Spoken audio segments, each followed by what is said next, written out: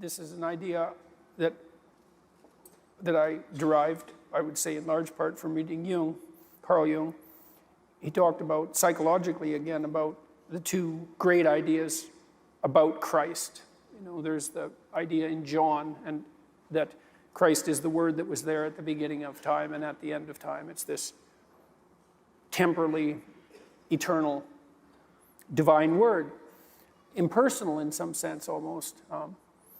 What do you mean by that? Well, because it's something that extends from the beginning of time to the end of time isn't so evidently human, It's elevated beyond the confines of what's merely human. But it lacks something as a consequence of that too, right? It lacks time and place. Yeah. And the way Christianity... The nature of the incarnation. Yeah, exactly. It bridges that gap. I had a student once who asked me, why don't we just tell the same archetypal story over and over? Why do we need all these variations? And I thought, that's a really good question. I'm not exactly sure about that.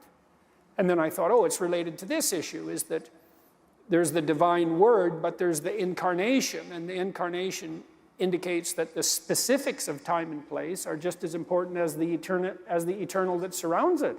And so then I would say, well, that's probably true in each of our lives, is that, well, how do we reconcile this? And well, that's your ethical adventure, how you reconcile that.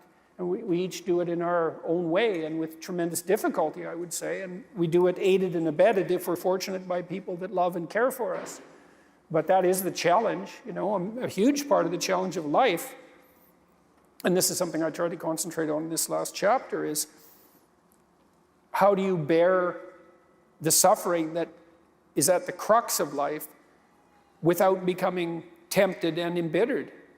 That's really, really difficult. Now, someone might point out, go ahead and be bitter, see where that gets you. And if you have any sense, and generally people have at least some, they know that being sick and bitter is worse than just being sick. And that it's worse. But it's very hard temptation to avoid. Sometimes you want to be bitter just out of spite, in some sense, because things are so terrible. All you've got left is your willingness to shake your fist, and say, wow, really? Is this like this many poisonous snakes? Really? That's like, maybe I could have learned with just 1 or 2, not 100.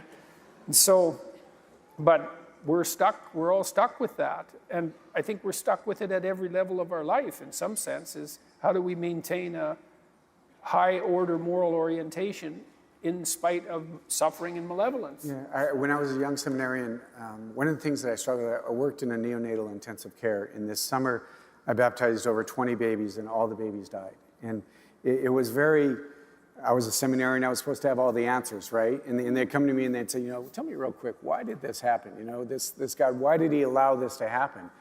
And I came to the place, a couple things. One is that I didn't have to defend God. Like in my own mind and my own heart, there was something very freeing in that. I don't know why. I mean, what kind of explanation? Let me explain to you why this happened. Oh, well, thank you so much, brother. Yeah, that makes sense. I wish somebody would have told me that, right? But what I did, but what I would continually come to is that, and this is a mystery of the faith, that Jesus is present in the midst of the suffering.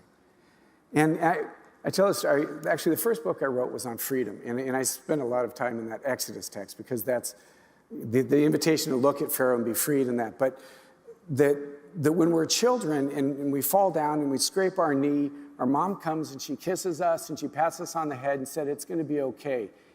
And it is. I mean, really, what has she done? She's kissed me on the head and she's patted me, she said, it's going to be okay. But we grow up and we don't think that's enough anymore.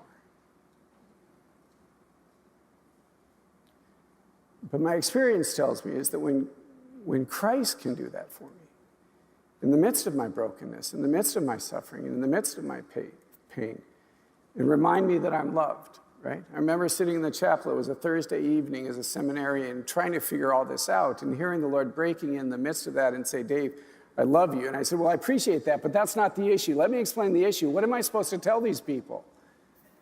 And he reminds me that I'm loved, and it's enough.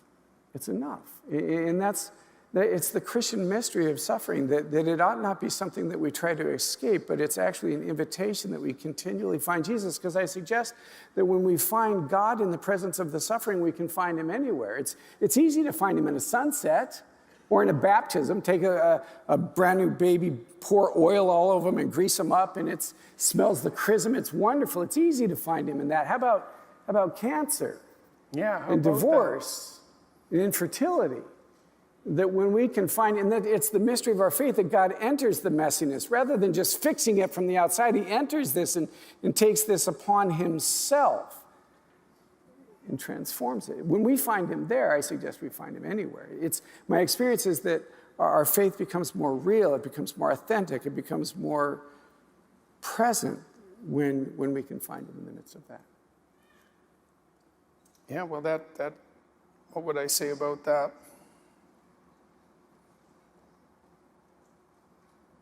Well, I guess one of the things I would say about that is that perhaps it looks like, we have something difficult to do, as it turns out.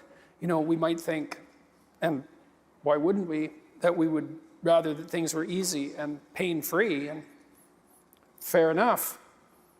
But that isn't what our life is like. It's extremely difficult. It's difficult to maintain an ethical orientation in the midst of malevolence and suffering. And that means, in some sense, and I suppose this is part and parcel of the Christian story, that we have some divine calling. It's something like that. It's like, and that divine calling is to establish what's good in the midst of what isn't. To be Jesus in the midst of it.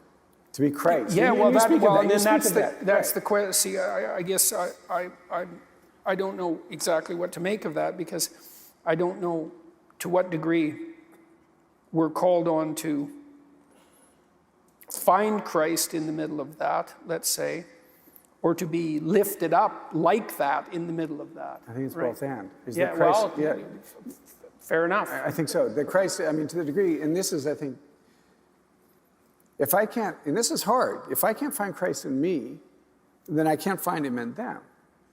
And that if I don't see what he's done, how he's alive in me, then it's, as a priest or as a believer, it's hard for me to invite somebody else to that. And it's hard for me to see him in somebody else. So that's where I have to first, Paul says that it is Christ who is alive in me.